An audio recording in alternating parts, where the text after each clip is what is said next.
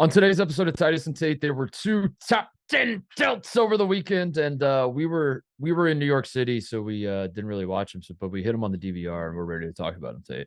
Yeah, I'm fired up, and as soon as I heard top 10 tilt, I could think of nothing but our boy John Fanta, and I saw John Fanta pull a power move in the journalism world. He started putting out his top players list, and he's getting aggregated, he's getting graphics, and you and I were saying, I think it's wood and watch list time, so I'm fired up about that. We're going to be doing a wood and watch list. We're going to talk about Houston, big win at Virginia. We're going to talk about Arizona, Tennessee, which best new rivalry in college basketball, Tate. Arizona, Tennessee. Right. No love lost between these two teams, Tate. They hate each other. And the refs were not bad both ways. They were bad one way last year and one way this year. So we'll talk about it. Somebody touched somebody's elbow in the handshake line too. Did you see that? Got a little contentious there for a second. Creaso was trying to start a fight again, as expected. Is Gonzaga back or is Alabama fraudulent?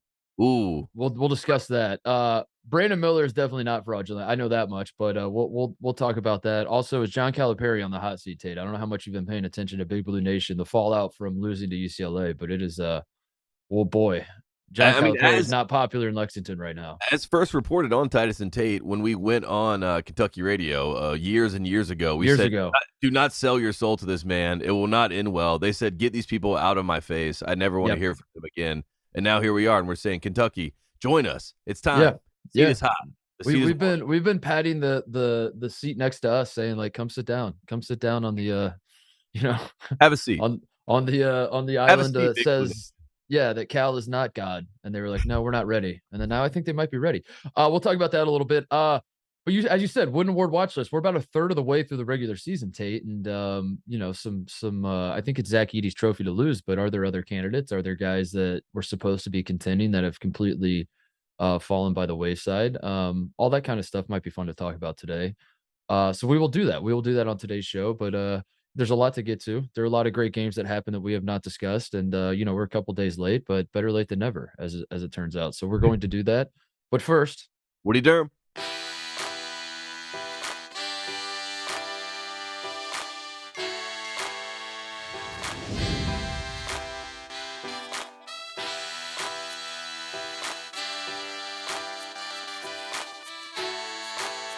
All right, we'll try to figure out which one of these games we want to start with. I'm not sure where you're standing. A quick recap to the recap, Tate, of the Titus and Tate Bowl that I'm still not over, that I'm still I woke up in the middle of the night last night and just said Pete Nance. I almost called him Larry Nance.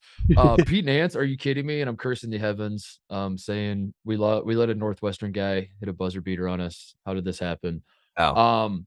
But one thing we didn't talk about in the recap that I wanted to mention, because I've had a lot of friends and family reaching out asking what was at stake in this game. And I put it on Twitter before the game, but we never actually talked about it on the podcast. That you and I off air had come to an agreement that the stakes for the Titus and Tate Bowl this year were such that the loser would have to go to a Sierra Canyon game to get the boots on the ground report of Bronny James and the James family. Bryce James is also a Sierra Canyon, is he not? Right. And Scottie Pippen's second youngest son is playing there. Penny Hardaway's son, right? Right. It's if you like the former NBA player, their son is probably at Sierra Canyon, and also the Kardashians will probably be at the game, so we'll get an update there too. So, last time our teams played, the Pac-12 update was born. The loser had to monitor the Pac-12 situation and provide updates throughout the season. Which kind of turned into actually like me being jealous that you get a You tried to commandeer the Pac-12 update about halfway through. I definitely did. Because the Pac-12 was, I would have. I mean, we basically memed the Pac-12 back. I mean, there was a time when we kind of did. Was obviously a joke. I mean, and then you get rid of Larry Scott. Now you have maybe the best rivalry in college basketball, seriously, when you talk about UCLA and Arizona, two programs that are continuously trending up and are somehow very, very cool again. And at a time 3 years ago, kids, the Pac-12 update was a joke, and now it's a lot of fun. So we needed something else. Like halfway through that James update. halfway through that season, I was so jealous that you were doing the Pac-12 update. I would show up to the shows with like 3 pages of notes on the Pac-12, Yeah. just in case. I was like, just in case Tate doesn't talk about any of this, I'm ready. Yeah. I would get But yeah, done, that's yes, I have some additional notes to throw in, and it's like 30 minutes of our show is on the Pac-12. And, yeah. it's all gravy. But anyway, since Ohio State lost, technically tied. If you ask my father how he approaches games that go to overtime, but the Buckeyes lost, so I have to now spend my Friday night in Los Angeles going to the trendiest spot on earth, which is a Sierra Canyon high school basketball game, and provide an update on on Bronny James, which like I actually, you know what? I'm gonna spin it to a positive. I'm gonna recruit. I'm gonna put on my Ohio State stuff. I'm going to be like the Indiana fans at Romeo Langford games wearing the candy stripes and clapping for Romeo throughout his entire senior season, saying, "Come play for the Hoosiers. You're gonna be our savior." And then he became Romeo a Langford had a yeah. and then he had like a broken thumb the whole season and couldn't shoot, and nothing ever came of it. That's gonna be me with Bronny James. I'm gonna spin this into a positive, but I will be providing a report at some point. I got to find the right game to go to, for maximum memeage. Like I think that's that's what we got to figure out. Like, what's the funniest one for me to be at? What game is the most likely that Kevin Hart shows up to? I think we already missed it because it was the 20-year anniversary of Oak Hill and LeBron playing on national TV. They had Jay Billis on the call. Malika Andrews was doing sideline reporting. Carmelo's kid, Kyan Anthony, was playing against Bronny James. I mean, that was the ultimate meme moment. And it also said to me that Sierra Canyon is probably the hottest ticket in LA right now. I mean, Lakers games, who cares? Clippers games, people don't even go anymore. And now everyone wants to go to a high school game. So I honestly, yeah, that would be. It's going to be hard something to get tickets because I want to go with you. But I'm worried. We might get 2 tickets, but they're not even close to each other. We're just sitting, and I know Drake's going to be there. Drake will be there. That would be funny if I have to spend like $150 on Bronny James ticket. Anyway, moving on. The other note I was going to say that I didn't bring up on the Titus, so I guess we're not moving on. Evan Turner tweeting, "I love watching Caleb Love score." I meant to call him out for that. That was disgusting. There's no place for that. But Evan Turner during the Ohio State North Carolina game did tweet that, and I just wanted to call it to everyone's attention that this man was celebrating North Carolina scoring on his alma mater. And I don't know, Tate. There have been whispers around the program that it might be time to take his jersey down from the rafters. I'm not gonna say I think we should. I'm not gonna say I'm not even gonna, you know what? I'm not even gonna acknowledge that movement that exists that wants to take Evan Turner's number down from the rafters. I won't even mention it on this show ever. Mm-hmm. But at the same time, it is interesting that some people are saying it might be time to take Evan Turner's jersey down from the rafters. So right. Anyway. And I will say this on behalf of North Carolina, Evan Turner, we will hang your jersey. No, stop it. Yeah, you'll hang any jersey. We respect the way that you play the game, and you were a Wooden Award winner, so we have to tip our caps at UET. And I like watching Caleb Love score too. So we're actually more alike than we are different. So there you go. Son of a bitch. Let's talk about some of these other games that went on in an absolutely loaded weekend that everyone has moved past already. But also, like the slate this week sucks, dude. So like honestly, there aren't a lot of great games in college basketball this week. So, maybe it makes sense to revisit some of these games that happened over the weekend that we were too preoccupied to watch live. Which one do you want to start with? I think we should start. To me, the most fascinating one was the top 5 matchup. Obviously, Houston going to play a true road game against Virginia.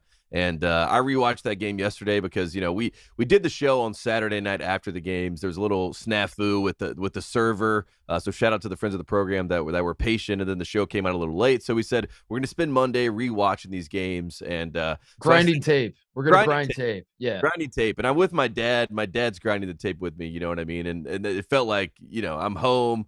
My dad used to be my coach back in the day, so we're watching Virginia play Houston. And, I'll just give you my one big takeaway, and then we can jump into that game. But one big takeaway is that Houston is the more athletic version of Virginia. I mean, they just do it better. They're a different caliber. They're a different class than Virginia. Yeah, right. That's what I took. Like, there's a reason Houston was favored in this game going in, even though Houston was ranked 5th and Virginia's ranked 2nd, and it's at Virginia. All those factors might lead you to believe that Virginia should be favored by Vegas. That was not the case. Houston was favored, and as it turned out, there was a reason why, and the reason why is because Houston is better than Virginia. I mean, they just they're and I get that Virginia fans might point to Reese Beekman. is not 100%. That's going to be, but I honestly, I feel like if he's going to continue to play and it's a hamstring injury, this is just who he is, and it sucks. And I like, the part of me that has compassion and says like, I get it. This is not indicative of like who this man can be as a player. He's not 100%, all that sort of thing. But the just soulless part of me, Tate, that like has to evaluate these teams and try to figure out who's going to be better than who in March and all that sort of thing. I think this is just going to be who Virginia's going to be. I don't think they're ever going to get 100% Reese Beekman if he continues to play on a hamstring. Like the hamstrings don't heal on their own. You don't play through a hamstring injury and like it magically heals itself. It just continues to be like a nagging, lingering, thing that you don't get unless you sit out for a long period of time. So Right. in that regard, like yes, Reese Beekman is not 100%, but at the same time, I don't think he's ever going to be 100% this year if he continues to play. So I think what we saw from Virginia is who this Virginia team is, which is a very, very, very good team, but not an upper echelon, not a team that's on Houston's level. I still think Virginia is good enough to win a national championship, but they're not they're not a favorite, I should say. Like I don't think they should be one of the favorites now. Well, it would make sense if Houston did not lose to Alabama that this would have been 1 versus 2, because then you could convince yourself, well, Houston is the one team that is better than Virginia. And maybe you talk yourself into that idea as a Virginia fan. But you're right. I mean, Reese Beekman is, I think, the MVP or most important, MIP or MVP of this team. He's either most important or most valuable, whatever you want to quantify it as. But at the same time, when he is playing well, when he is healthy, they are a different team. They can take it to that next level. But like you're saying, I don't know if he'll ever be that this season. So instead of living in that pipe dream that that's going to be the case, let's get guys like Vanderplas to step up. Let's, and Shedrick might be the number one guy on this team. And let's get him to that next level, because with Reese, it's great to have him on the court for 34 minutes like he was in this game, but he's not going to be that ACC player of the year level player if he's still going to be dealing with this nagging injury all year. Yeah.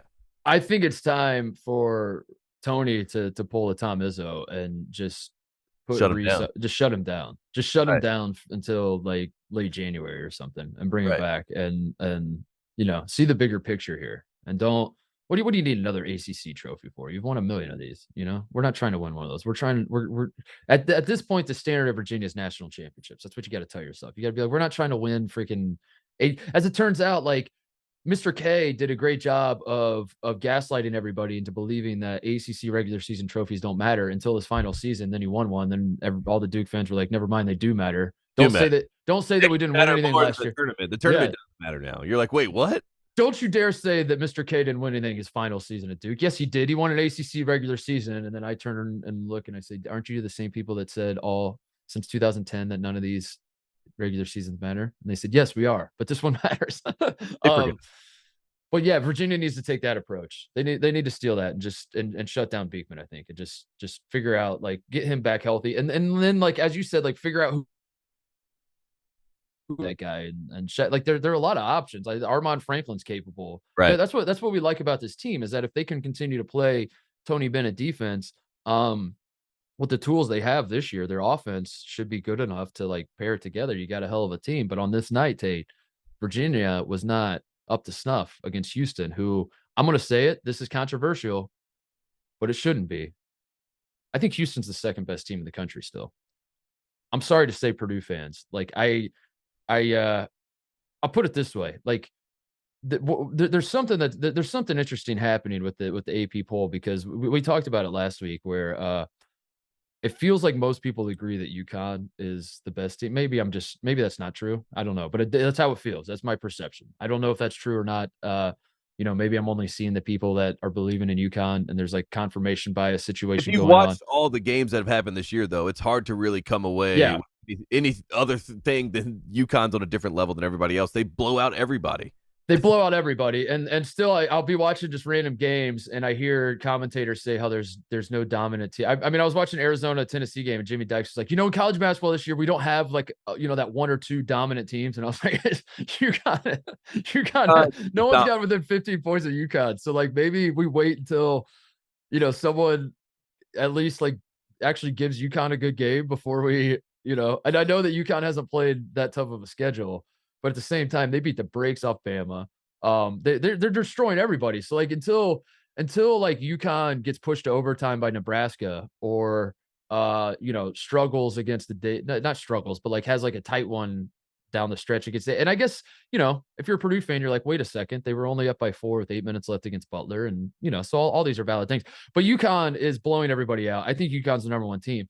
And the point is like there's a very clear difference from how people vote in the AP poll and how people like genuinely, if you put Trusser in them and ask him like, what are the best teams right this second?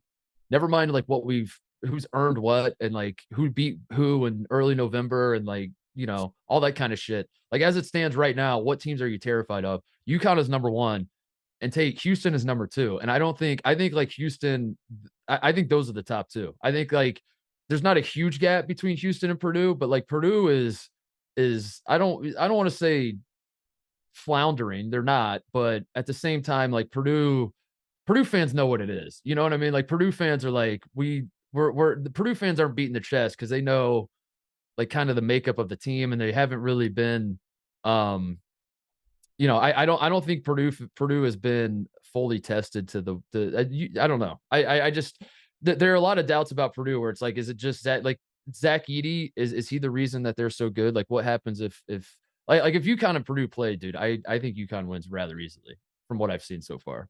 But yeah, I don't know. And I like that they have Klingon off the bench when I just think about that matchup in general, because I think, you got two, 7-foot guys in Sonogo and Klingon that come in and gives Edey problem, gets him in foul trouble. So just talking about Houston, though, Houston has the best scoring defense in the country. I mean, they're giving up 50 points per game. And they do it in such a clinical fashion, and they're so connected as a group.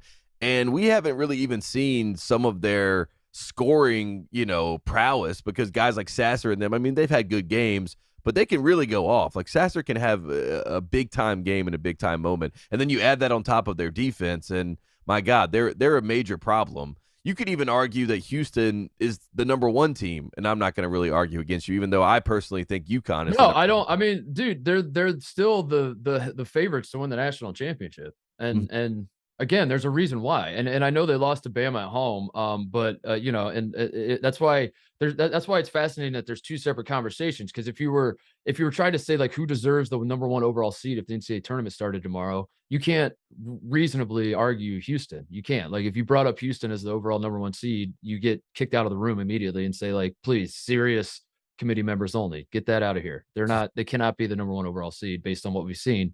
But at the same time, if you're talking about like who we actually think could win the national championship, if you say Houston is your pick still, I mean, because the one game they lost was Bama. Again, you like start providing context to it. Sasser has a mask on, or the eyeglasses we talked about that. Like he has to take them off to shoot free throws. And like I'm watching the game thinking like, all right, if you're better off without them on when if you want them off when you're shooting free throws, and how hope do you have shooting during the actual flow of the game? Yeah. Trayvon Mark fouls out with however many minutes left, which, again, is not, is a self-inflicted wound, so to speak. And that like, maybe they could have managed that better and whatever. But, that's to me. And then on top of it, they were beating the hell out of Bama with, they're up like 15 or whatever, and they let their foot off the gas. I'm not saying that game doesn't count. I'm not saying, I'm just saying like, you have to provide context to this stuff when you're trying to figure out what's going to happen the rest of the season. And, that looking back on that Bama game, it was not a red flag whatsoever about Houston. Like my confidence in Houston moving forward has not wavered a little bit.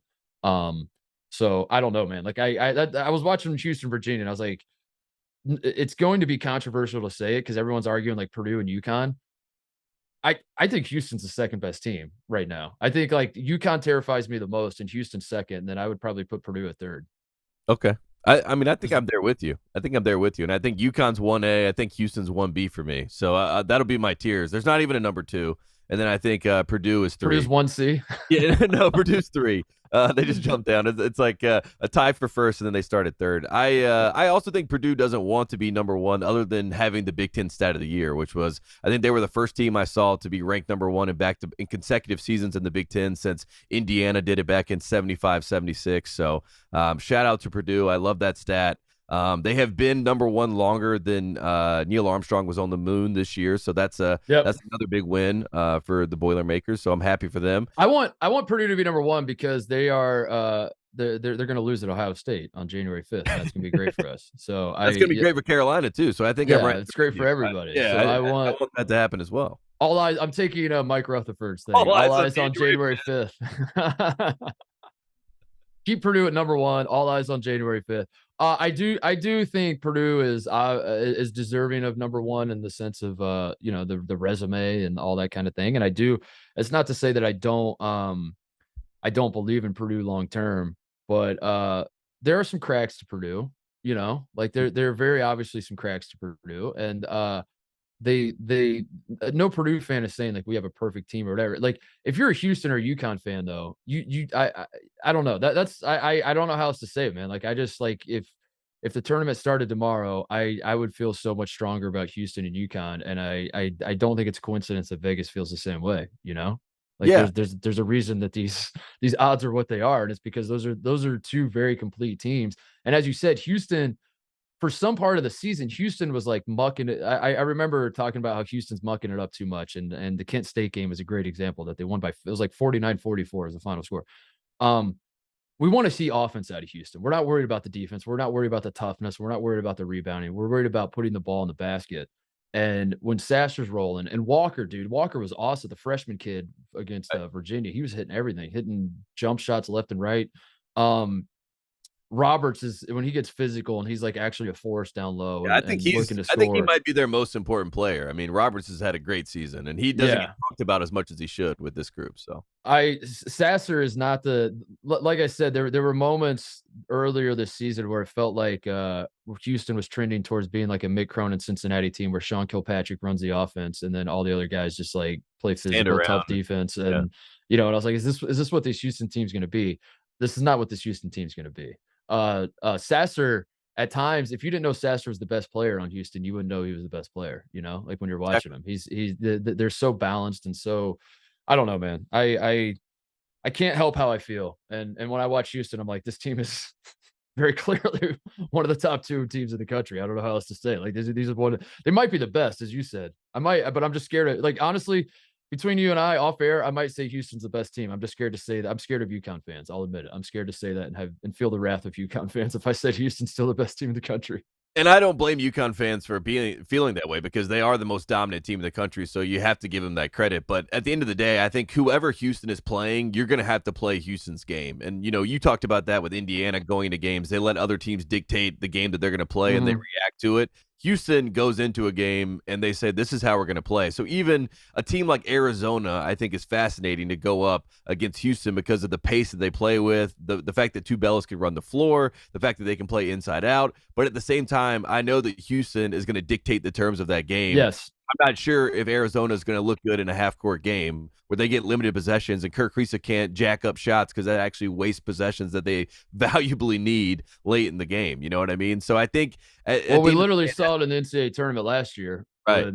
When Houston it was not like Houston just kept Arizona at arm's length. The Arizona's the best team in the country all year, or at least that's what we thought. And Houston just stiff-armed them and kept them at arm's length the entire game. And as you said, it was on their terms at all times. And you're absolutely right. That's the thing, is that every single Houston, if you're going to beat Houston, you're going to have to beat Houston playing Houston style of basketball. Right. And I don't think they're going to have that mind lapse that they had against Alabama in the tournament. I really don't. And I think that they got a little, they just got a little tight at home. And that was the first time they had been playing as the number 1 team at home in front of their home crowd. They got up by 15. I think that they were coasting to the finish line. And if there's anything we learned about this Alabama team, there's no quitting them. They continue to think they can win games.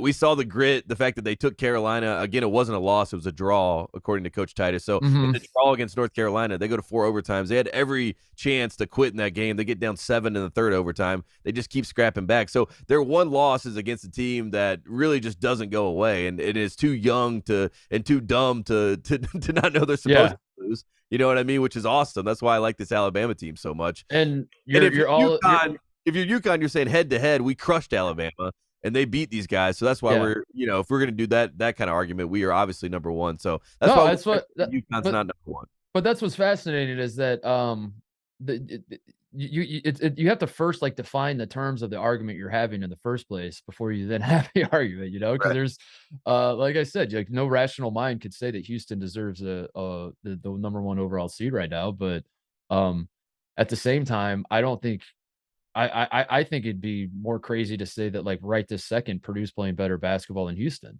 or so it's just like you could argue, hell, you could argue like UCLA's playing better basketball than Purdue right now. Or Arizona, like is Purdue even a top, like right this second, I'm saying. Yeah. But at the same time, Purdue is deserving of the number one overall seed. And I don't know, man. It's just it's very fascinating. And that's the fun of non-conference, because then like the cream starts rising to the top when you get conference play and you get when all these teams have to start playing teams that scout them really well and know them inside and out. And they're playing on the road against fan bases that hate their guts and all that kind of stuff. It'll become very, very interesting. But one takeaway from watching Houston beat up on Virginia, shout out to the American Athletic Conference, Tate, because Houston is very good. I think that Houston and UConn are the top two teams, as I said. UConn used to be an American team, as we know. And then I think UCLA's in the mix, and to have Mick Cronin, former head coach of the American Athletic Conference Cincinnati Bearcats, it's like, man, is this 2014 all over again with three? I'm seeing the old school American Athletic Conference faces just popping up, and I'm saying I like what I'm seeing. Yeah, so it's good for the American brand as conference realignment is ravishing college sports in Shout general. out to Memphis too. Memphis has a good team. So yeah, Penny Hardaway knows what he's doing. There you go. Should we talk about Bama and Gonzaga a little bit? I think so. Gonzaga is a team that I still don't love. They beat Bama by 10 in a true road game that wasn't on Alabama's campus or even in Alabama City, but will be counted as a true road game nonetheless, because that's how this stuff works. Alabama's hilarious. I don't think I can bring myself to trust Alabama, but I will say they are an absolute joy to watch. I love watching this Bama team, but they've officially, I'm putting them right next to Illinois of teams that I know can beat anybody on any given night. Unbelievable level of talent, but I would have to be outside of my mind to trust them to win more than a couple games in a row in March. That's where I've arrived with Alabama, unless something drastically changes. I know that I'm terrified of Alabama because I'm going to be so wrong on them. And when March Madness rolls around, that like no matter what I decide to do with them in my bracket, I'm gonna be wrong, because they just turn the ball over way too. Like it's Right. like it's not like the way I feel like commentators downplay Alabama's turnover issues is like they're a perfect team and they have this one like very slight weakness. And I'm screaming at my TV like this is not even kind of a slight, like they are. I looked it up the other day. I think it's like Louisville, Seton Hall, and then Alabama are the top three power conference teams in turnovers and how much they turn it. And Louisville is Louisville, as we know. Seton Hall is not a good basketball team. And Alabama is a team that we're supposed to consider to be national title good. And they it's not that they kind of turn it over a little too much, Tate. They throw the ball all over the gym. They hand possessions to the other team left and right. And this has been a consistent problem the entire season, and I can't get past that. And that's like what this Gonzaga game was to me, is like you guys are more talented. It's obvious you guys are more talented than Gonzaga.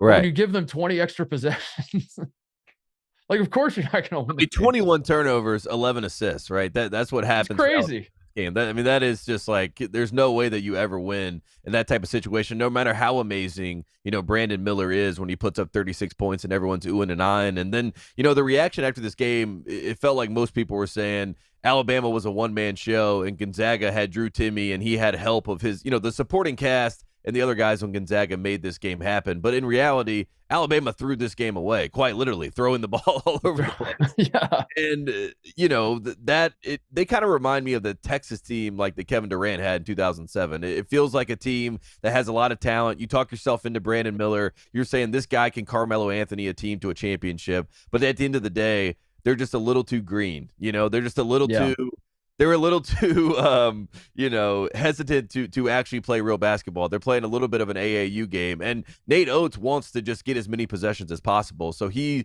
basically running like a high octane offense where he's like, "Who cares, baby? Every time we throw it away and we get a steal, we're just trying to get as many possessions as possible, try to score as much as we can." Gonzaga also wants to run and play that way. They just have more of a veteran group that knows how to, possess the ball and play play a common sense game.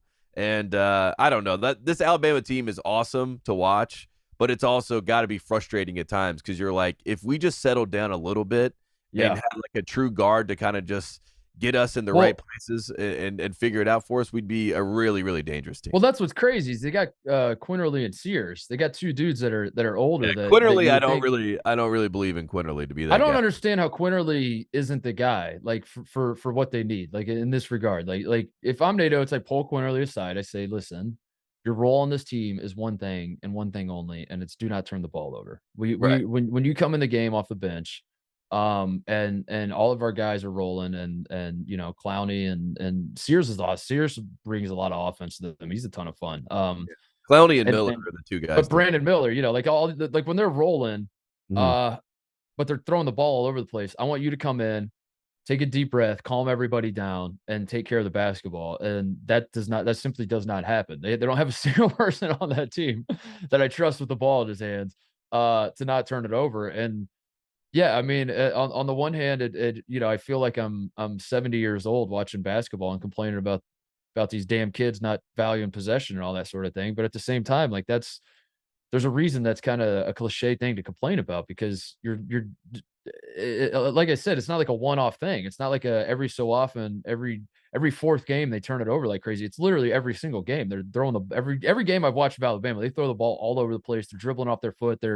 They get charges taken on them. But then there's those moments of brilliance where Brandon Miller is like, he's playing like a number 1 overall pick in any other draft than this year. And that was the case against Gonzaga, and he was awesome. And yeah, like the narrative for Bama coming out was like Brandon Miller didn't have any help in this game, but also like I don't know, there were at least 2 possessions that I remember where Gonzaga scores, they inbound the ball to Brandon Miller, and he dribbles like 15 times with 0 passes and puts a shot up. And I think he scored on both of them, which is good. That's the goal. You're trying to score, but also like towards the end of the game, Gonzaga starts doubling him. There was one ball screen that comes off. They just straight up double him and trap him, and he has to get rid of the ball. And I forget who was calling the game, but they're like, man, if Miller could just get some help, he'd be. I was like, well, these guys have been standing there for for the last 20 minutes. They've just been standing there with ice cold legs. Like now all of a sudden they have to, make plays. And I don't know. I hate the way they approach the game in that regard. I said it when they it might have been it was the Houston game where I said I love this Bama team, but they don't play basketball. Like they don't.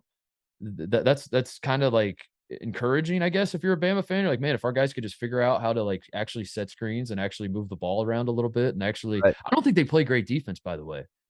I don't think they're just long. I mean, they're just long as hell. Yeah, they don't actually know what they're doing defensively either. They're so athletic and so gifted naturally that they can block a ton of shots and deflect passes and all that sort of thing. So I'm sure the Ken Palm stats say they're great defensively, or whatever stats you want to look at, or probably say Alabama has one of the best defenses. The eye tests, me personally, I watch them. I'm like, these guys don't even know what they're doing defensively. They don't know what they're doing offensively. They're just so freaking good that they can win games. So Alabama is so fun to watch, like I said. But man, I don't think I'll ever be able to trust them unless something. Yeah, I don't think I'll ever get there with this group. I don't think I can. I don't think there's enough time in the season. Right. And I mean, to give up 100 points, you have a problem somewhere defensively. So, I mean, even though you're obviously they're trying to get as many possessions as possible, still you're giving up 100 points. And on the flip side, I did think it was a very encouraging game for Gonzaga. I mean, there's been 2 games this year, obviously, where Gonzaga, or maybe 3 games, I should say, that Gonzaga has gotten my attention. Michigan State, but that was on an aircraft carrier. But I was impressed that Drew Timme kind of handled things and got a nice win there. Obviously, when Kentucky, they play the road game that's a neutral game at the the Spokane Center or whatever, that Gonzaga had my attention then. And then in this game, they play well, they compete. They're down early in this game. You and I were looking, we're like, oh wow, Alabama jumps out to to a pretty big start. But then of course they kind of squander it, and Gonzaga goes on a big run. I think Drew Timme's still in the conversation as one of the top players in the country. Obviously, I mean he is playing great basketball. I think they're going to be a Sweet 16 type team. I think that's where Gonzaga is here. I think that's probably where their ceiling is. They're not they were preseason number 2. I don't think they're a Final Four team, And I would love to be proven wrong about that because I think Mark Few needs a nice run with this group, but at the same time, this game didn't change my opinion of Gonzaga. It just proved that they can win in an up and down game like this against an athletic group, which is good to see. But at the same time, I still feel we're talking Sweet 16. Yeah, Gonzaga. I mean, my takeaway: Gonzaga feels kind of like a pretty good Wisconsin team where they. Wow, that is gonna hurt. Yeah, they have an obvious ceiling. They have like Timmy is great. I do really like Timmy. I always have. I just don't think that he's the best player in the country or anywhere close to it, honestly. 29-10 in this game against Alabama. 29-10-4, and I still I've reached a point, Tate, where I'm not going to be fooled by big men putting up big stats anymore. Like it's that doesn't do it for me. The Gonzaga story is their guards. It will be their guards all year. Hickman was great in this game, and I think that like you said, they can make a Sweet 16. But yeah, it feels like a type of Wisconsin team that's like not going to beat themselves. They are solid in a lot of ways.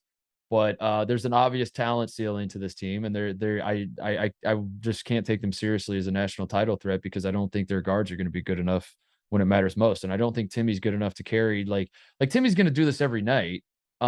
Which yeah, I don't know. I feel like I'm going crazy watching these big guys in college basketball, by the way, because I was watching even Baycott versus Ohio State. And I know that you'll agree with me because I know every North Carolina fan, like that was a big discussion point is how Baycott was soft in the first half and Baycott's not that good. And Baycott's been driving you guys crazy all year. And then you look at his stats and he's like putting up monster numbers. Same thing with Trace Jackson Davis at IU. Same thing with Hunter Dickinson at Michigan. So, like all these big dudes that are putting up monster numbers.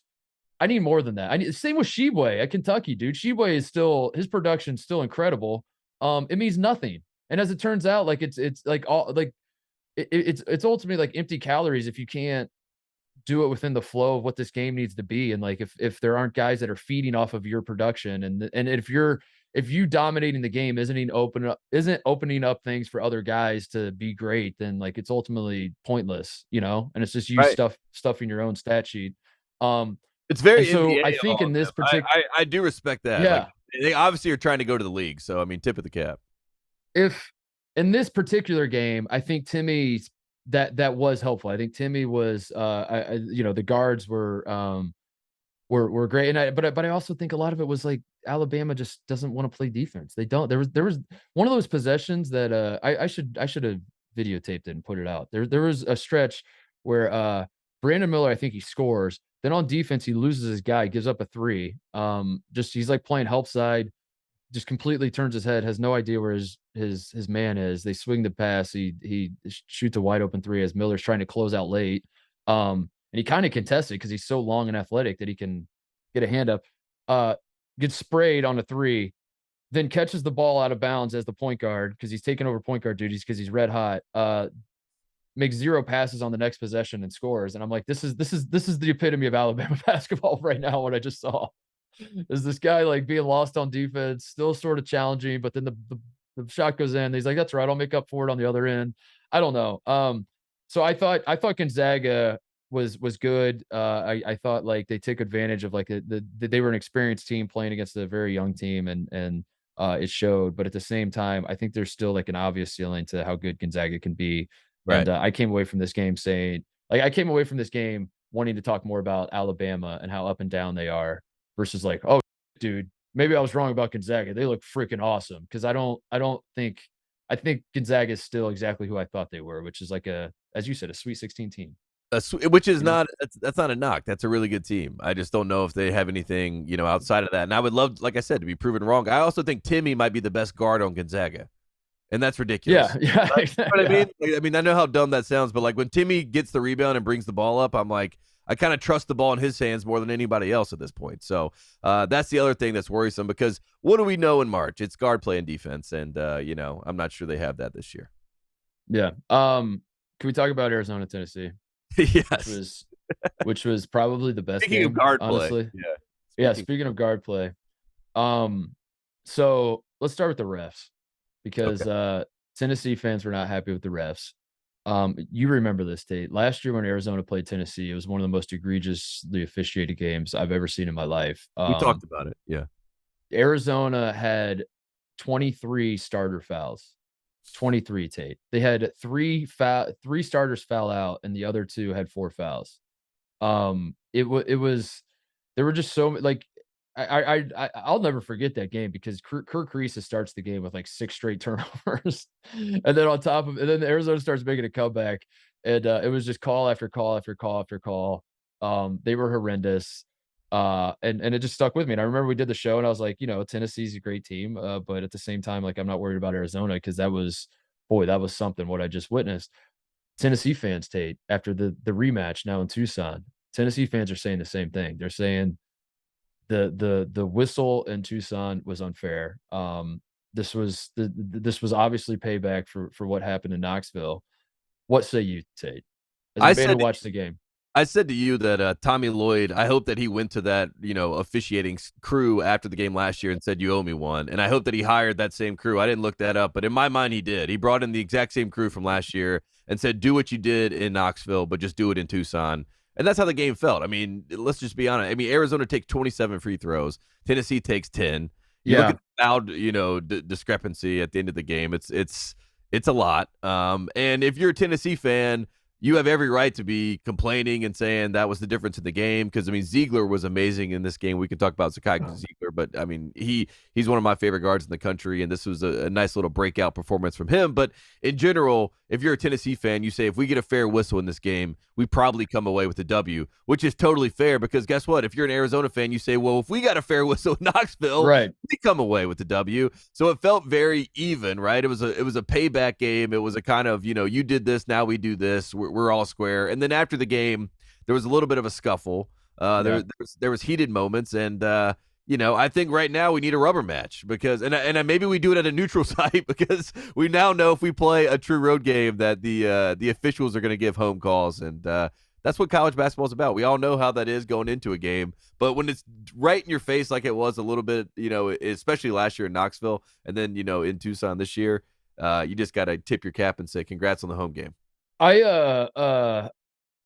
do think there were the most egregious stuff was towards the end of the game. The Vescovy drive, I think, was on Tubelis. And I think it was like a 4-point game at that point, and like a minute left, and Vescovy doesn't get the call. And then I think Tyreek Key goes after the ball, and their bodies flying all over the place. It's absolutely rocked. And John Higgins is just shrugging, like which is like almost like if you see a ref put his hands up, that's like almost worse than him not put it, because like Higgins is trying to say like I didn't see anything there, like that's not a foul. But I would almost rather you not do that so then I can tell myself that you just completely didn't see it. You just didn't see it. But when the ref puts his hands up, he's like, "Oh, I saw it, but that's not a foul." And you're like, "You saw that and still didn't blow the whistle?" I just got tackled.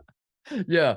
But no, man, I went back and rewatched. I watched this game twice, and I was trying to see Tennessee fans' point of view, and there was definitely a lot of ticky tack bull second half, and I would have been losing my mind if I was a Tennessee fan. But I guess if you're like the biggest difference to me though is that Tennessee was shooting a lot of threes.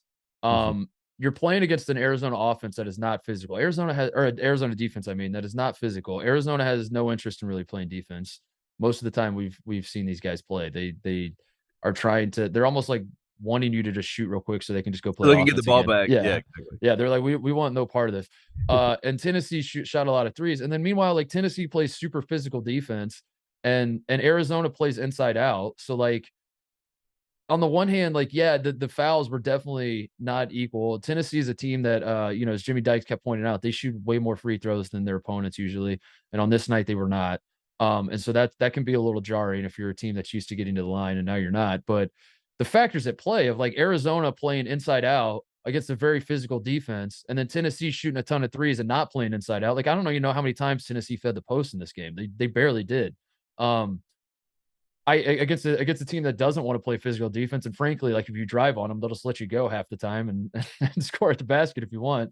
I think that makes sense as to why the fouls were imbalanced. Now, what I will say is that Tennessee, like the frustrating part if you're a Tennessee fan is you're playing the same style of defense you played all year, and all of a sudden they're calling this ticky tack bullshit, and that has to be frustrating because you're like, this is Tennessee takes the approach of they can't call them all, and there are a lot of defensive minded teams out there that do take that approach where they're like, we're just going to play physical. We're going to dare the rest to call them all. And on this night, Tate, I felt like the refs were calling them all. And Tennessee fans were like, how are you?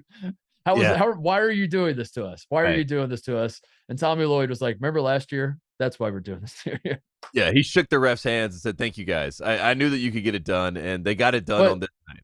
Plagic was with the tech in the first half. I don't think he did himself any favors. I think that was Rick part of the problem too is Rick Barnes said after the game, he was like, I'm tired of his antics, which is like, the most coach thing you can say about it. But this is also a very Eastern European feel of a game, right? It felt like this was a very international flair. There's a lot of flailing of arms. There's a lot of middle fingers being thrown.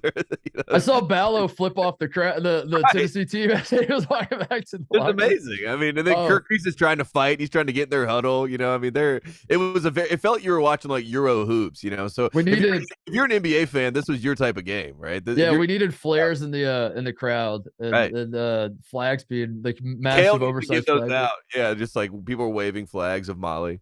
But Plagic with the first half tech, I don't think he did himself any favors for the rest of the game. In fact, I thought he was lucky to not get tossed in the first half in general because that one call where he already had the tech and then he started screaming when I wouldn't have tossed him, but I'm just like you're kind of bringing it upon yourself. Like you can't do that and then also if you're Plagic, be like, why am I getting treated unfairly when you're skating on thin ice to begin with these refs.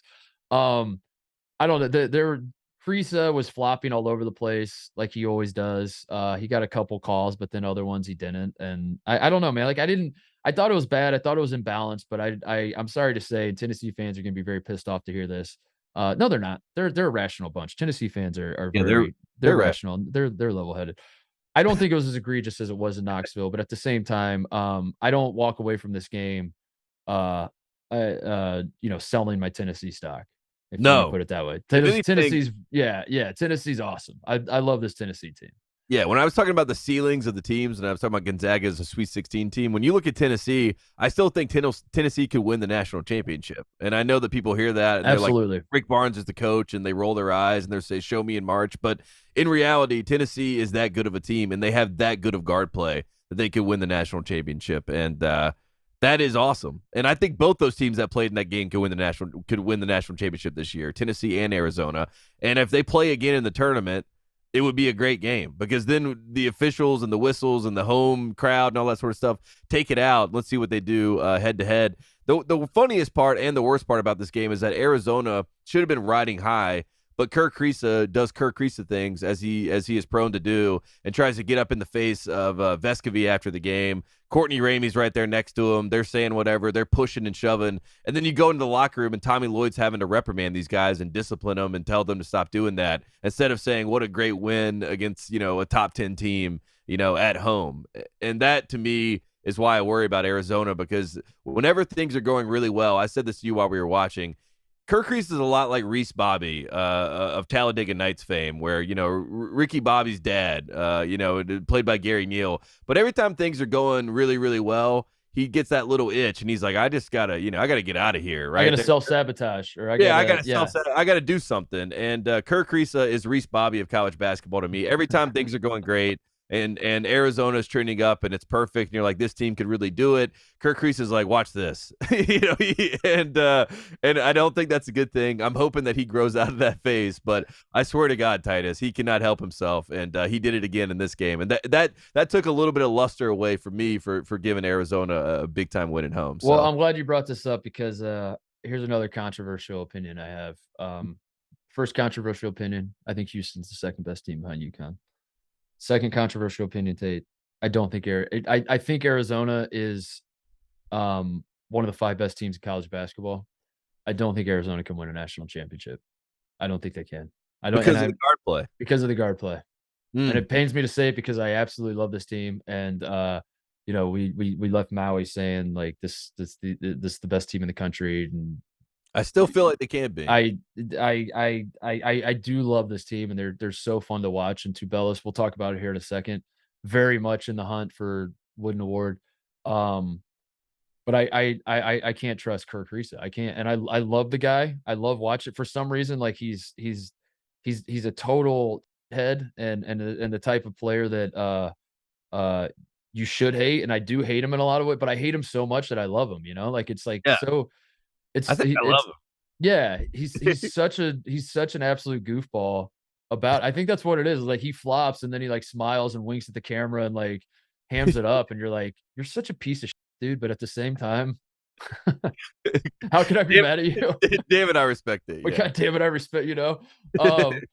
That's how I feel watching him. I generally want to cheer for Kirk Risa, but as you said, man, like the guy, there's some sort of tick at this point. We have enough data on this man that like he can't. He has an inability. He has an inability to just step on your throat. Like he just can't do it. If things are going too well, this man will find a way. When he's not even in the game, Tate, he's on the bench and he still finds a way. Arizona's up 10. Ramey hits a big shot. Like it's Tennessee's not going to quit. Tennessee doesn't quit, but like that was the moment in the game where if Tennessee starts to pack it in or Tennessee starts to get a little desperate or whatever, you know, like that was the moment. Was Ramey hits the shot to go up 10. The place is going bonkers. Maybe Tennessee gets a little rattled and starts to unravel a little bit.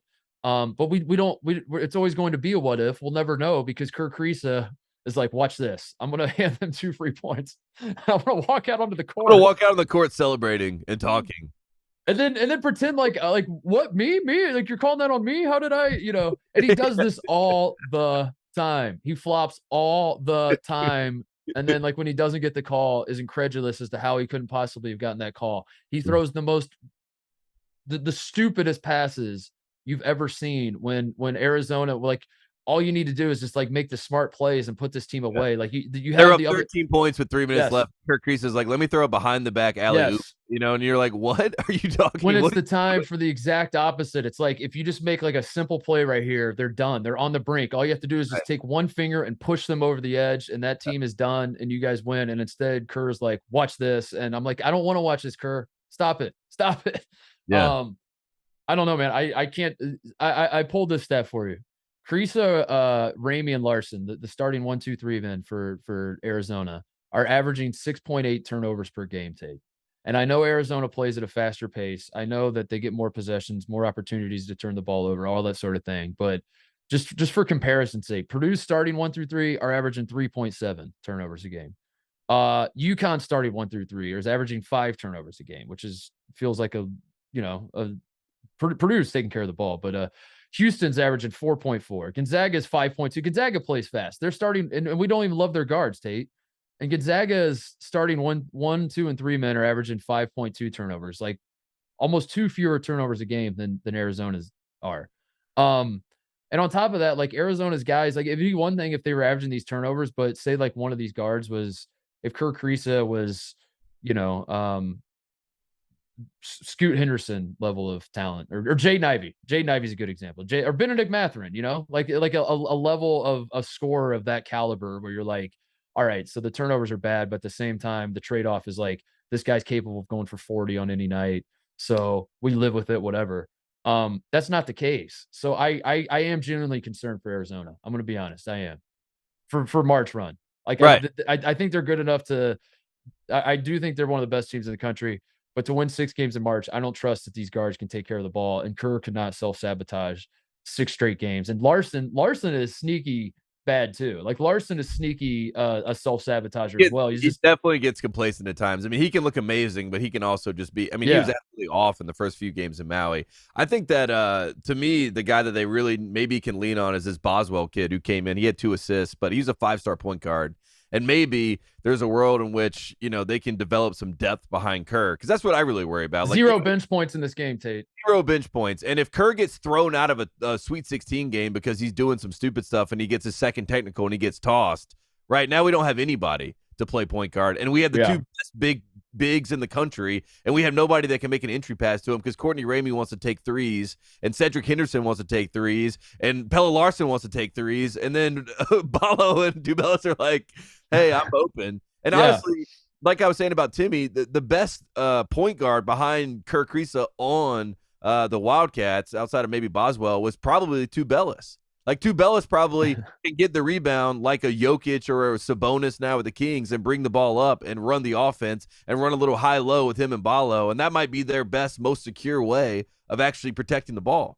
You just threw out a scenario that Kirk Creason might get ejected in an NCAA tournament game, and I took it seriously. Like, that's where we've arrived with the Creason experience. Is like any other player, if you're like, yeah, one thing I'm worried about with Purdue is what if Zach Edey throws an elbow and gets a flagrant too and gets tossed. That's a serious concern I have. I'd be like, dude, what? Like, the chances that happening are so little. Like, why would we even talk about? But we've arrived at a point with Kirk Creason where it's like we actually have to talk about that because that could happen. That very much could happen. That Creason and also a guy that you never think it would happen to, Brady Manick. It happened to him against Baylor. I mean, he got tossed from a tournament game last year when Carolina was up 27. And then he went undrafted because of it. Character flaw. Yeah, the scouts were like, this guy's. I was basically asking every scout at the MSG game why Brady Manick was not in the NBA, and no one gave me a real answer. Everyone just laughed, and you're like, "This isn't a joke. Why are we laughing? Why are you laughing at me?" No, Alabama. Oh, dude, Alabama's starting 1 through 3. Who Alabama is the worst of all the serious teams in college basketball. The teams that I'll actually watch multiple games of this year. Alabama's by far the worst turnover laden team. Their starting 1 through 3 still averages fewer turnovers than Arizona starting 1 through 3. So because when teams average a lot of turnovers, sometimes it can be weighted differently because it's big guys, like big guys get doubled and they get the ball stripped, or big guys can't pass, or offensive fouls on your whatever it is. The real concern to me is when your guards are the ones that are throwing it all over the place, like Alabama and Arizona are. That's I don't know, man. And it doesn't seem like, at least with Arizona, like, Tommy Lloyd's such a free-flowing guy. Like, he's not just pulling Kerr out and just, like, putting him on the bench and, like, I'm going to teach you a lesson here. It's one of those things where that team, that starting five kind of has autonomy to make decisions, and they live and die with the choices. And sometimes, that's not a good thing. So I think Arizona's a better basketball team than Tennessee, but I also think Tennessee is better prepared for March. Yeah, far more suited to win a national championship than Arizona. And does that make any sense to anybody out there? I don't know. It makes sense to me, and that's all that matters to me right now. If it makes sense in my head. Right. If Vescovi was the starting point guard for Arizona and Kirk Creaser was the starting point guard for Tennessee, I think that actually would be like a great move for both sides. Not in the world that we do or whatever, but like Vescovi is kind of what you need to just get these big guys eating. And Tennessee needs kind of a scoring guard to at least be a threat from that position. And Ziegler stepped up in this game. Yeah, exactly. I think Tennessee's offense is good enough. I'm there with Tennessee's offense. I think it is. I think Tennessee is. I think their offense is there. We'll see. I don't know. They got Mississippi State, I think, on the 3rd. Mississippi State, great surprise in college basketball, playing great defense. So that'll be interesting. Like that could be a big muckfest, Tate, the Tennessee versus Mississippi State. But that's what I want to see out of Tennessee. I don't even care about wins and losses. I said that when they played Maryland. Whether you win, lose, otherwise, I don't care. Whether you hold a team to 12 points or 112 points, I don't care. I'm talking about Tennessee here. All I want to see out of Tennessee between now and the start of March Madness is an offense that I can believe in. And I saw it against Arizona. I did. I was like, the pieces are there. They're hitting shots. They have multiple guys that are threats from 3, and Ziegler's awesome, and Vescovi and Tyreek Key is a great wrinkle for them because he is an absolute shooting threat. Like he doesn't hit every shot, but you have to honor it. Yeah, you have to honor it, dude. And you have to, when he's coming off a screen, defenses, he puts pressure on defenses, and they do have to close out to him. And I don't know. So you can't just pack it in on Tennessee and watch as they just brick shot after shot after shot, and then you beat them 51-46 and wave goodbye to Rick Barnes. Like I don't know if that's going to work on this team. So I like what I see out of Tennessee. I think they're well suited. So yeah. You want to do a little Wooden Award talk before we I'm very wrap this up, because this is we're going to be fully transparent here. I saw that Arizona the Arizona basketball Twitter account tweeted out a graphic that John Fanta and Dick Vitale have Tubelis in their top 5.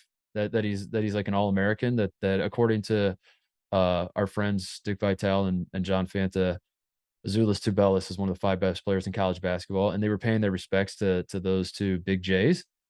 And I was jealous, Tate, because I was like, I'm pretty sure Tate and I both also think that Tubelis is one of the 5 best players in college basketball. Like, why are we not getting mentioned in this stuff? Right. And then I realized we gotta do more of this. We gotta actually put out our top 5s and our lists so we can get aggregated, so like people can say, like, according to Titus and Tate, these guys are the All-Americans and all that sort of thing. So we should do that. And we are Wooden Award voters, and we are going to vote on this stuff. So we gotta let the people know where we stand on this thing. So Wooden Award, where do we stand? Where do you stand?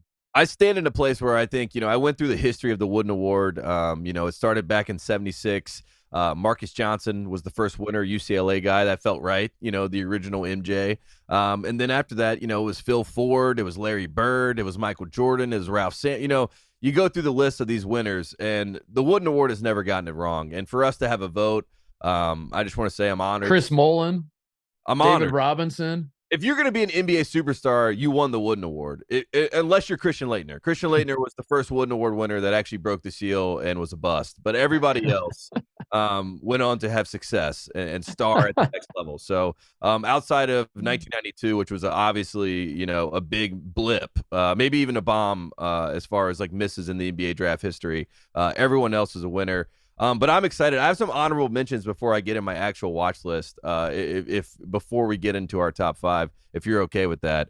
My first honorable mention in my Wooden watch list is Donovan Clingan of Connecticut. Whoa. He is on my list. He is on my Wooden watch list. A lot of people will say, "What, a guy coming off the bench is on your watch list? How Sway? How can that be true?" Best PER in the country. And look, I'm not a PER guy per se. I don't unless it helps my argument. Right, exactly. That's what Vin Scully said. He said analytics are just for argument support, right? Nobody cares. But for this argument right here, Donovan Clingan is on my watch list. He's not in my top 5, but he is on the watch list. Again, best PR in the country. You're watching him. You're literally watching him. You're watching him play basketball. So I am watching this man. He is locked in, and who knows? He might end up being in my top 5. We'll see what happens. Another man in honorable mention. We love him to death on this program. Baylor Shireman of Creighton Blue Jays. Creighton Blue Jays. I know a lot of people are saying they're falling off. They're saying, what is happening with the Blue Jays? I'm not done with them yet. Baylor Shireman, 7 double-doubles in 12 games. That's 4th in the country. Find me another small forward that is in the top 5 of double-doubles in the country. You won't find one. Baylor Shireman. And again, you're not giving him an award. You're just saying you're simply watching him. So I am simply watching this man. You can't come at Tate for this. Yeah, I'm honorably watching this man. Another man who is on my honorable mentions on my Wooden watch list, RJ Davis, specifically in Madison Square Garden. That is only going to be one game this year. But as far as RJ Davis, when he is in Madison Square Garden, this is his city, to quote RJ Davis, and he is on my honorable mentions. Unfortunately, I also watched him in Madison Square Garden, so I'll have to put him on my watch list as well. Watched. You watched it. Legacy : watched. You watched it. You saw it. 2 more honorable mentions for me. Kerr Kriisa is on my honorable mention list just for the antics and also a triple-double. There have only been 14 guys to have a triple-double this season in college basketball. Kerr Kriisa is one of them. And then finally, my honorable mentions, Caleb Love and Jalen Wilson. They are in a battle for the most FGAs, my favorite stat in basketball, FGAs. You were on my Wooden watch list based on your field goal attempts. Jalen Wilson right now is leading Caleb Love almost at the 200 mark. Caleb Love is at 194. Caleb has actually made more field goals than Jalen Wilson, despite all the haters talking. But both these guys trying to see who can take the most shots this season. And I'm excited. This Kansas team.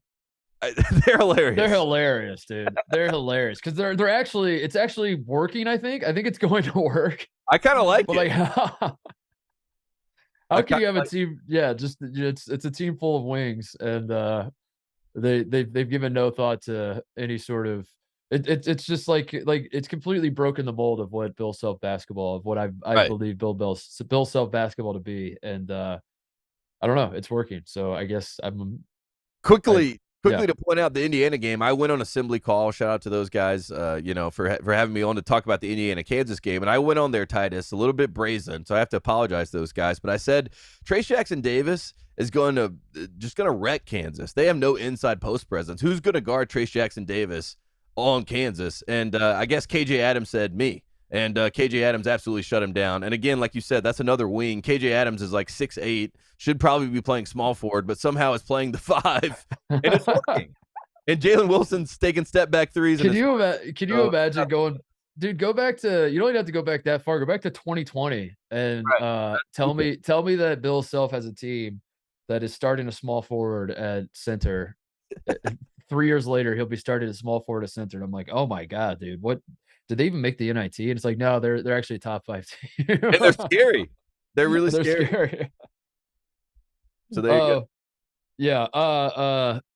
I guess my honorable mention, I don't know. I categorized it as I made a list of guys that have already lost. I did that. I was like, Okay. this is, I like that, because I was trying to like guys who were on watch list to start the season, and are already out. CBS preseason third team All-American Derek Lively for the Duke Blue Devils. I think it's fair to say he's not going to be I would say, yeah, he's not going to be. Has he made a shot outside of a dunk yet? I mean, someone show me the tape of that. So I'm gonna go ahead and say Derek Lively will not win the Wooden Award. No. I think Trace Jackson Davis has already lost. I think there's nothing he can do to win the Wooden Award at this point. I don't know, man. Maybe not. Maybe not. Over. Maybe I'm talking myself into like he just completely destroys Zach Edey twice, which is a tough ask, but no, it's over, dude. It's over. I think it's over. KJ Adams killed his campaign, in my opinion. Yeah, I think TJD. I think he could still become an All-American. I think there's a path to that. He could be Big Ten Player of the Year if he destroys Zach Edey. There you go. But there's not. I don't think there's a path to him winning the Wooden Award anymore. Hunter Dickinson's another guy. His path is done. Right. I think your Carolina boys, unfortunately, I'm sad to say. I don't know how. Yeah, I think so. I think Baycott and Caleb Love are both. Unless just, I guess, yeah, reasonably speak, I'm greater than I'm more than 90% sure. We'll put it that way. Caleb or Baycott could still win ACC Player of the Year, but I think National Player of the Year. National Player of the Year. I think it's done. Nick Smith of Arkansas, injured for a while, coming back, like not playing a ton, not, like I think he was a guy though that people circled as like a dark horse. And he's been good, like, to give him credit. He looks solid, but yeah, like you said, he's not going to win National Player of the Year. He missed the games that he needed to play to get that attention. Yeah. Right. And the other one I wrote down, I think Marcus Sasser's done. I think Marcus Sasser. I think the thing moving forward for this Houston team is the team itself. I think Houston is like that was the joy of watching Houston, Virginia. Is like they're two teams similarly minded, where it's like, yeah, you do have one guy who's like the best player, quote unquote, but at the same time, you're winning these games because you're so balanced and team defense and team offense, frankly, like the way they share the ball. And Sasser's not going to win National Player of the Year. I'll put it that way. And if he does, it's because it's like a TJ Ford situation or something. It's like we don't know who to give it to, and he's the best player on the best team. It's a Jalen Brunson award where it's like we don't don't say that. Poor Villanova fans, they don't want to fight this fight anymore. I appreciate that Jalen won the Wooden Award, and I'm glad that remember when Jalen came on the show and it just basically like laughed with us? He's an awesome dude. Yeah, he's just I said he was the second best player on one of the best college basketball teams we've ever seen. Right. So like it wasn't disrespectful at all. I'm a hater now. That makes me a hater? So I would say I don't know how I just wrote some names down and I wanted to talk. So Edey is definitely going to win the thing, right now. Like it's like it would be unanimous if we voted right now. Right. Is there anyone else that's even you could even make a semi-coherent argument for? I think who's number two, I guess. For me, Edey's number two. Number one for me is Brandon Miller. What? Yeah. Right. Dude, get out of here. Give me no. Where's Tate? I need Tate back. I don't need. Is Adam Silver paying you, dude? This is an Adam Silver type answer. Oh, this is a Brandon Miller. Wow. Do you work for the Ringer again, and I don't realize it? What the hell is going on here, dude? Brandon Miller has blown me away. And Edey, I'm trying to give him reason. I'm trying to help Purdue fans, right? I'm trying to give them a chip on their shoulder. I don't want them to have. They can't be on cruise control. So I'm trying to do something. I'm trying to do something to get him fired up. But yeah, no, I mean, Edey's unanimous right now. I mean, Edey is unanimous. Obviously not if you you know what's happening? They're going to look at the votes and they're going to say one person didn't vote for Edey and they're going to try to figure out who it is. And it's going to be me. I want to be that guy. This is an attention. This is a content play for you. This is additional content. And it's also like in a world where everyone is a Victor Wembanyama guy, I'm a Brandon Miller guy. Give me Brandon. Oh my God. Oh well, no. See, that's what I'm saying. Like, I'll go there with you. I'll say Brandon Miller should be the #1 pick because why not? There's no stakes to that. I don't Right. actually have a. I'm not actually a G, but I don't want to lose my vote, dude. They just gave me the Wooden Award vote back. I'm not voting today. I'm just saying my list today. I'm just telling you what it says because I want to motivate Zach Edey. I want to get Zach Edey fighting for my respect. I want Zach Edey to say, until this man respects my game. This is not.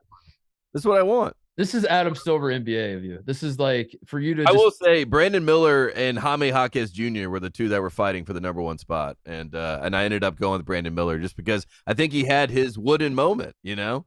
So you have Zach Edey at third. No, I have Zach Edey at second. I have Jaquez at third.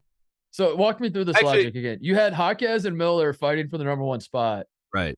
And Miller won that fight because I needed. But someone, then Jaquez goes to third. I needed someone to give Zach Edey. I needed someone to give Zach Edey someone to chase because I couldn't put it. It's the same thing. I don't want to put Purdue at #1 anyway because I want Purdue to have something to aspire to. Because you know what I want, Mark Titus? I want a Final Four. I want them to actually do it in March. So I am trying to be the bigger man for all of Purdue fans. For Laura Titus, Laura Legend. I'm trying to help the Boilermakers get over the hump. And if we keep spoon feeding these people and we keep giving them everything they want in the regular season, they're not going to get over the hump. And that's all I know. I will tip my cap, and I will I'll respect the move in this regard. That you were thinking like what's best for college basketball. You were doing the like. I'm not actually making a list of the players I like the best. I'm trying to make the best. College basketball would be at its best. This is the biggest W for college basketball. We have Brandon Miller as the face of college basketball. That's how you get all the casual college basketball. The Adam Silver NBA fans. Maybe it gets them to watch some college games that they wouldn't otherwise. I want the general population to say, "Wow, this Brandon Miller guy, he's really good." I have Brandon Miller as a first-team All-American right now for sure. There's no doubt about that. So it's not that part's not. But saying he's best. He's not been better. I'm #1. He's not been better than Zach Edey, but he's #1 on my board, and it's my vote. And deal with it. You know that's what it is. All right. If Brandon Miller scores 36, if he scores 36 like every night, he's gonna pass Zach Edey for sure. But right. Come on, man. I have probably unanimous, but right now Brandon Miller's got my. Well, I was so the reason I wanted to do this is because as I said, Fanta and Dickie V had Tubelis as first-team All-American, which says that they have him as one of the 5 best players in the country. And Arizona Twitter account was like, sick. We gotta give our guy props. I'm not even doing this so that Arizona will love me. I'm doing this because I genuinely feel this way, and I was triggered by them, showing love to Fanta and Dickie V because I think the #2 wooden guy right now is Azuolas Tubelis. Right. I genuinely believe that. So when I saw that they were like, wow, thank you guys for having him first-team All-American, I was like, first-team All-American? Buddy, I have him #2 behind Zach Edey. I have him very much in the Wooden Award hunt that if Edey slips up, if Purdue, loses a few games that they shouldn't, and all of a sudden, like the story behind Edey isn't like this gigantic man who is leading college basketball's most unstoppable team, and Purdue is like ranked 21st or something because they've lost 3 of 5. And all of a sudden the Wooden Award's there for the taking. Azuolas Tubelis is going to scoop it up and run with it. And I'm going to tell you why, Tate. It's not even just about the stats. The reason I think this man is #2 is because he makes Arizona's entire, their entire situation work. The whole reason Arizona is so good right now is because they can play Ballo and Tubelis together. And how great of a luxury is that? How many teams do we see around college basketball have 2 great big men, and they can't play together because they just can't coexist in that sort of way where they can play off of each other. And because Tubelis is so skilled and such a great passer from the high post, and he's the reason that they can play together. And then the reason that they can play together, other teams have to react to that, and they have to play 2 big men together that they don't want to play. And if they don't do that, then it's a huge mismatch. If they do that, then suddenly they're put in a position where they're playing 2 big guys that they don't want to play together on the same time. He creates so many problems for the other teams when you're going into these games. And that's before you even start about his production. That's before you even look at like him averaging 20 and 10 or whatever it is. I didn't even look at his stats. What is he averaging actually? But it is like 20 and 10, isn't it? Yeah, it's like 19 and 8, but basically 20 and 10. Yeah, I mean, whatever. Ballo's averaging 18, right? So the 2 of those guys are unbelievable. But Ballo can't average 18 if Ballo can't even play if Tubelis is Trace Jackson Davis. If Tubelis has the skill set of Oscar Tshiebwe, Ballo cannot get on the floor. Ballo will stay on the bench, and they will do it. they will sub in for each other, and they will both play 20 minutes a game, and that's how it is. But because Tubelis is so skilled and so good, it allows Ballo to play. It allows Arizona's entire offense to work. And he is single-handedly the reason that I think this team is so good. I think it's Azuolas Tubelis.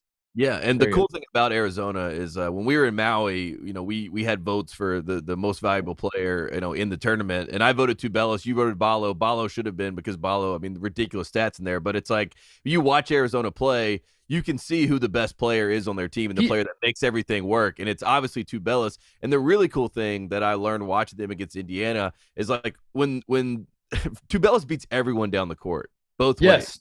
Yes. And he's the best running big man I've seen. And what's great about it is that like Tubelis is the big for the primary break and Ballo is the big for the secondary break. So if Tubelis beats you down the court, then boom, that's a layup. But if he doesn't and you get back, then there's a second wave with Ballo, who it's like, you're relieved that you got down the floor to kick. Like Trace Jackson Davis is sprinting to try to get up with Tubelis. And then here comes Ballo with the second wave, and then he gets an entry pass and he dunks over you, or he throws a lob to Tubelis, and it's like, man, how can you stop these two guys together?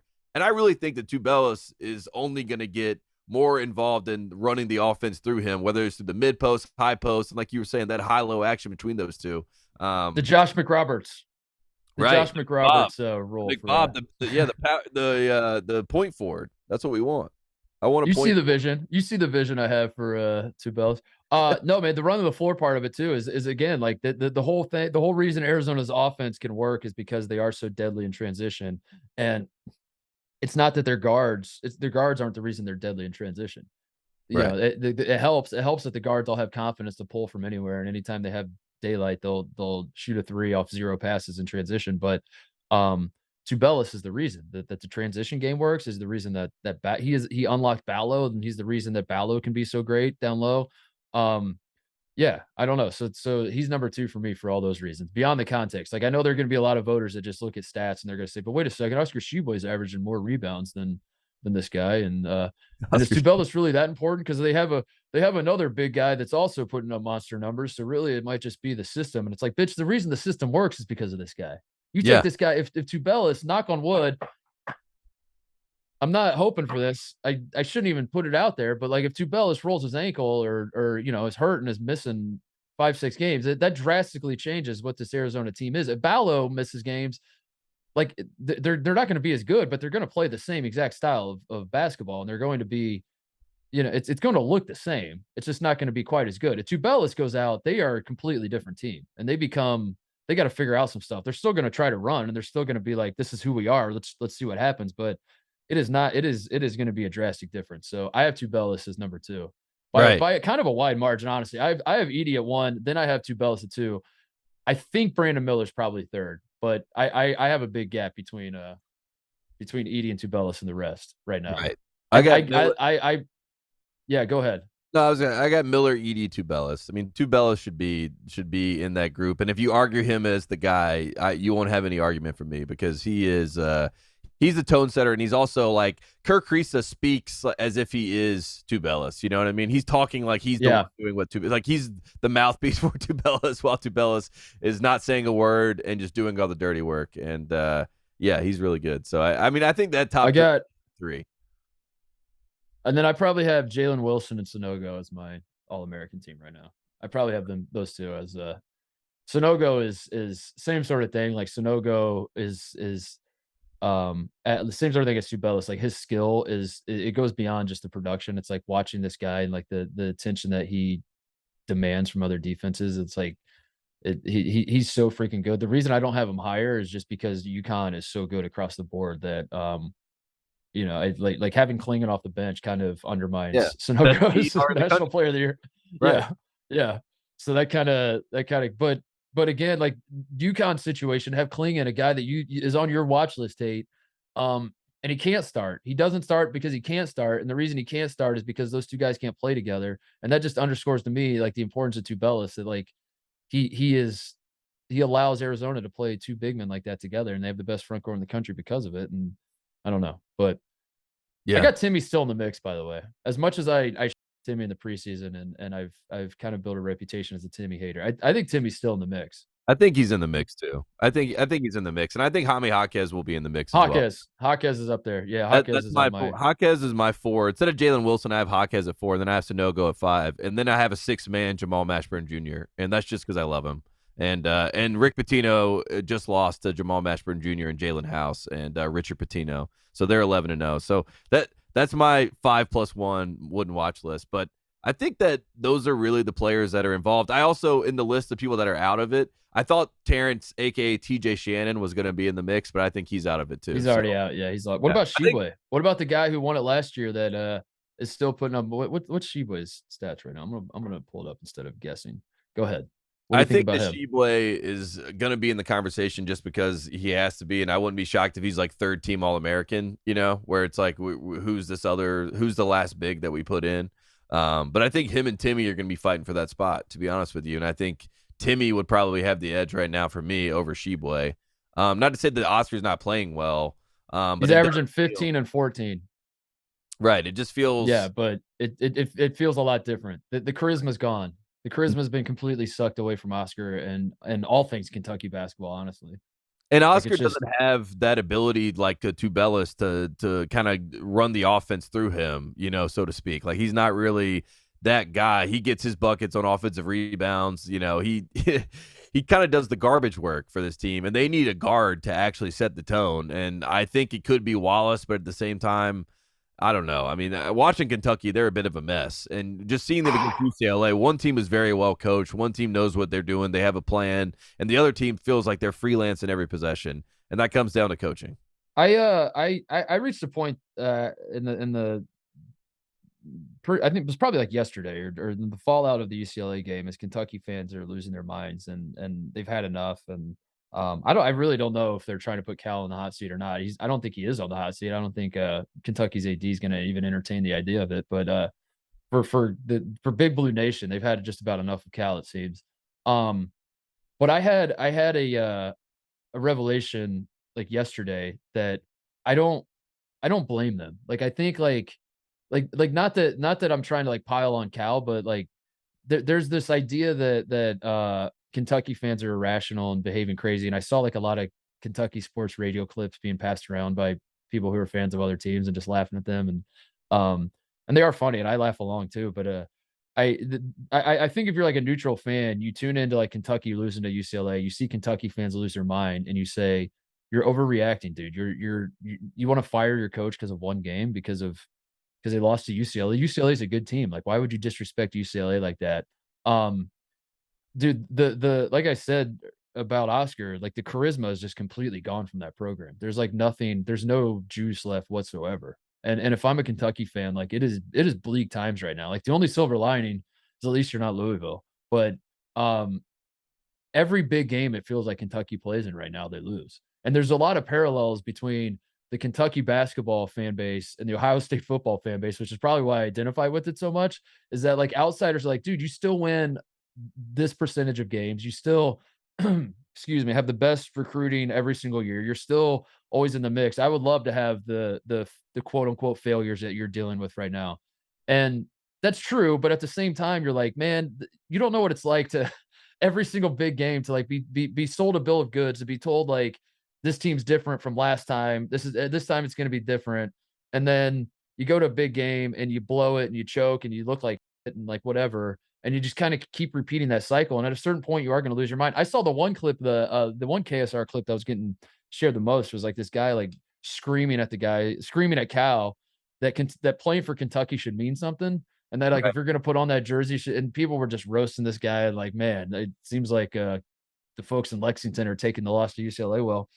And some small part of me had sympathy for it because I thought, I said this to you, Tate, that if you care about something deeply and other people don't care at all about it, you're always going to look insane. You're absolutely always going to look like you're out of your mind. And that's what's kind of happening with Kentucky right now. And it's happening with Ohio State football. And it's happened with Carolina basketball last year at times, and this year at times. And I don't know, I guess that's my lesson in all of this that I've learned. This is I've grown up a little bit, I think, because I used to just point and laugh at Kentucky fans in this sort of situation. And now I'm like, dude, I sort of do feel bad for you. I feel bad that it's not just that you're losing, but you feel like your players and your coach don't give a shit, and that they're using your program that means so much to you and your family for their own personal gain. And ultimately, they do not give one single shit about the Kentucky on the front of their jerseys or the history of the program and all that. And whether that's true or not, that seems to be the feeling right now with Kentucky. So yeah, I just wanted to say that. I feel you, Big Blue Nation, but also your tears are delicious and we love it. It's one of those things where, like, you know, I get it now, I don't get it. You know, it's like you'll never get what a Kentucky fan is because we're not a Kentucky fan, but we get the feeling of, you know, this is fandom. This is what it is, and Kentucky hasn't felt like Kentucky in a while. It's felt like the Calipari Nike factory, and they know that. We know that. We pointed that out to them. They didn't like that we pointed that out, but at a certain point, on a lifetime contract, I would like to have a sense of this is Kentucky basketball. And when you have a guy from, you know, Moon Township, Pennsylvania, who's going to get out of Lexington as soon as the time is over, you know, I mean, this is just one of those things where, you know, you have a mercenary that's there, and yes, he's become a part of the community, but we still know who he is. He's still a separate entity. And if Cal could coach the Knicks tomorrow, he would go coach the Knicks. I mean, that's just, you know what you're dealing with. And that's why Kentucky fans are losing their minds, because they're like, I just want someone to get it. I want someone to come back and speak to me and say, I grew up in the Bluegrass State. I'm from Bowling Green, Kentucky, and this is what Kentucky basketball is, and this is how we play Kentucky basketball, and da-da-da-da, you know? They want to be sold that dream again, that told that story.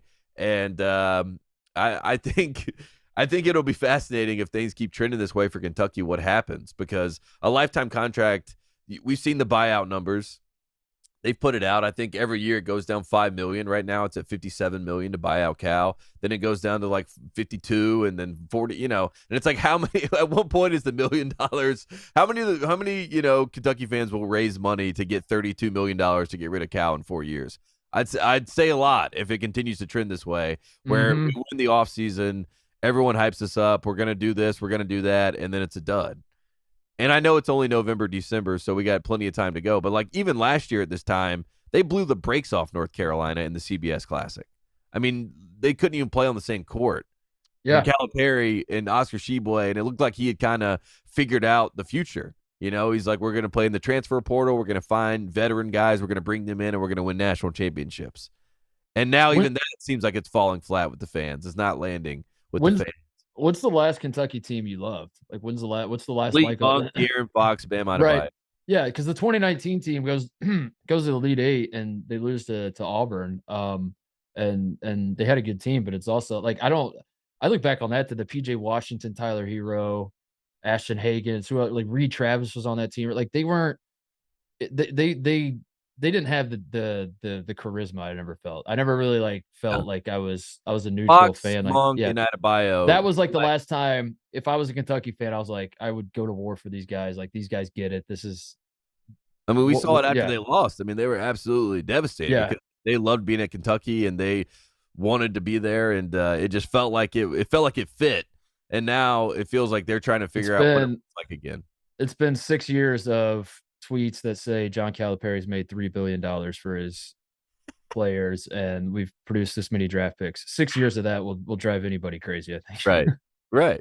100%. And it's a fair feeling for Kentucky fans. So like you said, it may seem crazy and people are laughing and dancing on their graves, but at the same time, you're supposed to have the reigning National Player of the Year coming back. You're supposed to be competing for a national championship. And in the games that you've been on a national stage, you have not looked anything close to it. So far, at least.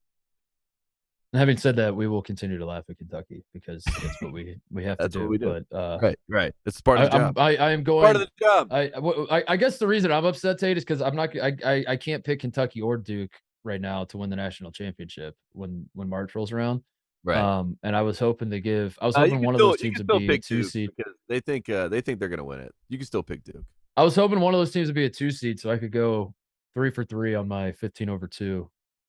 But I don't think either one of them are going to be a 2 seed. All right, shout outs, closeouts. Let's wrap it up. Oh man, I just want to shout out. There's some, even though there aren't like high profile games, there's some good games to keep an eye on tonight. We got Virginia playing Miami.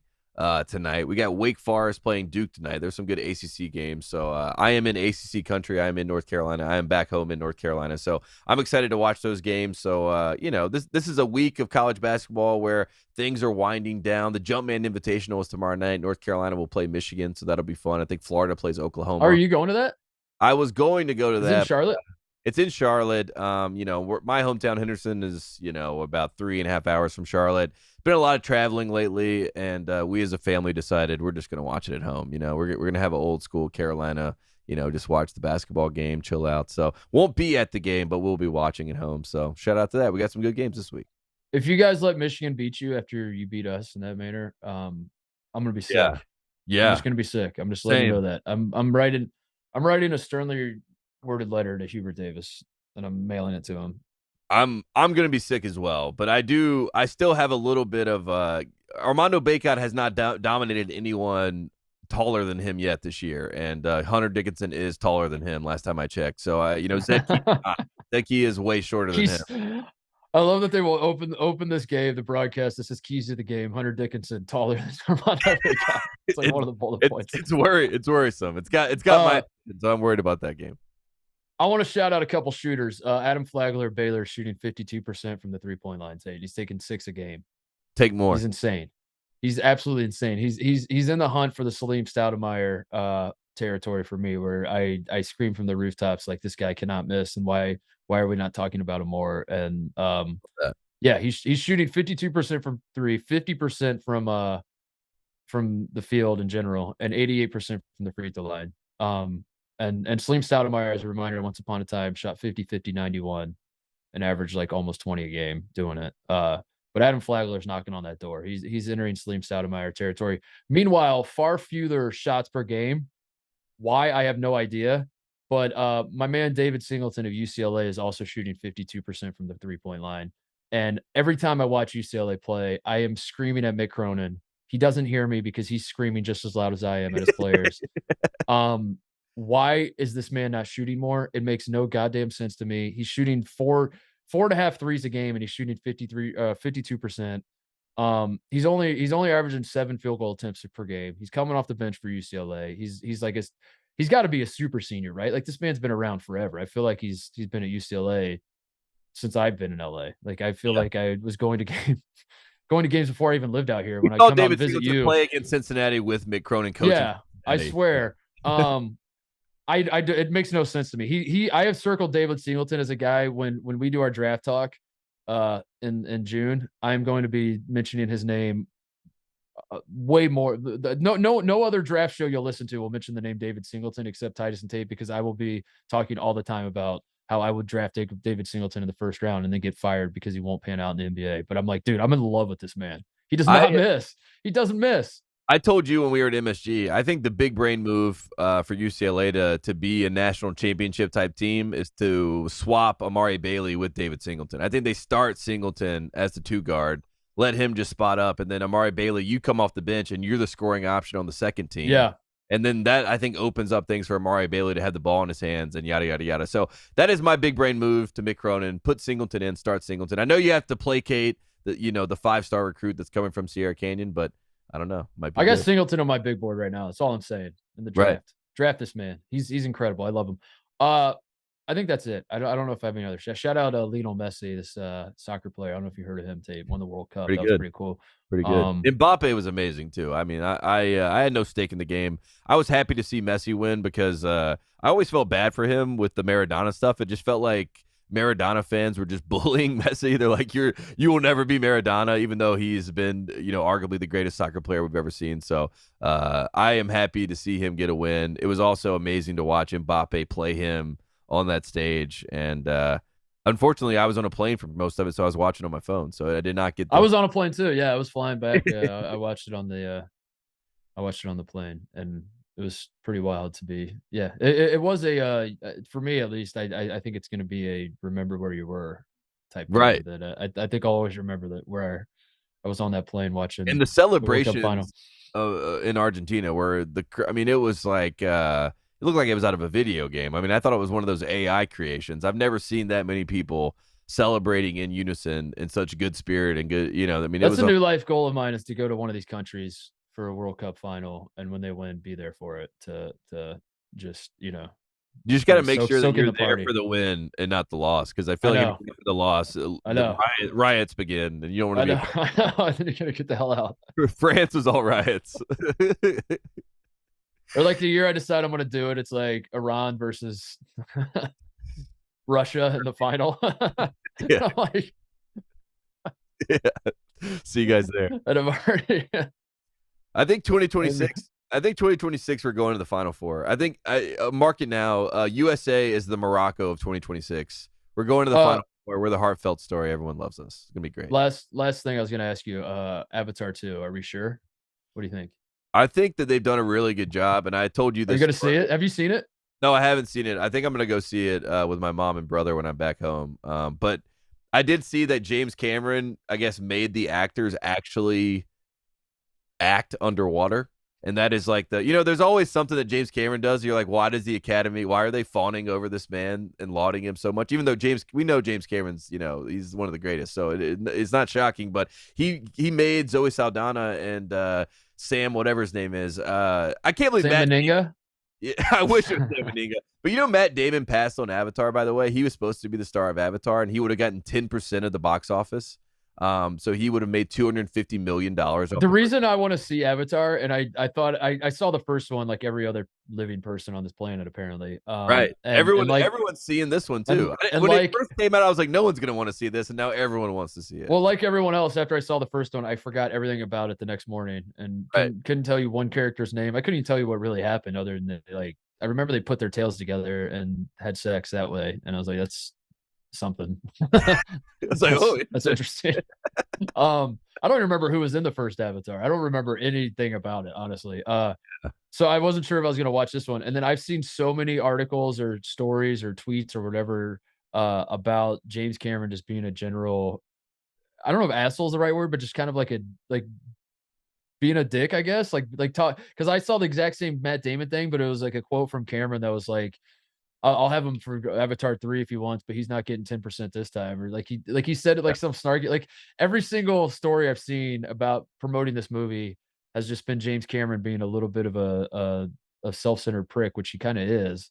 But it's made me want to see the movie so much more because I'm like, this is hilarious. It's like the funniest PR campaign ever that they're just like, our director, he's insane and he's a dick to everybody. And for that reason, you're going to see this movie. And I'm like, yeah, you're absolutely right. I think I am. Right. And when it first came out, he was like, I'm not even sure if I'll do a sequel. And now I see that it's like James Cameron is planning 5 Avatar films. So I'm like, who wants this? Who wants this? And it's James. James is like, I want it. You're gonna watch him. Dances with Smurfs does it again, and he will raise the bar. That's one of the best South Parks ever. James Cameron in the abyss trying to raise the bar, and the bar is so low. Oh my god, the bar is so low. So thank you, Jim Cameron. God bless. All right, that's the show. I again had to reiterate. I have Zach Edey 1, Tubelis 2, Brandon Miller 3. I put Sunogo at 4 and Jalen Wilson 5. So if you run social media for any of those schools and don't put me in your graphic, you're a fraud, and you probably will be on the fraud power rankings on Friday. So Alabama, I expect to see a graphic with me. Brandon Miller is the best player in the country. He has gotten my wooden vote as of now, as of December 20th. It could update tomorrow, but as of right now in this moment, number 1, Brandon Miller, number 2, Zach Edey, number 3, Tubelis, number 4, Jaime Jaquez Jr., number 5, Adama Sunogo. So there you go. That's our top 5. I think that's a really good list. And it's a great list. And if you don't put it out, you're cowards. You're not only. All right. That's the show. See you guys later this week.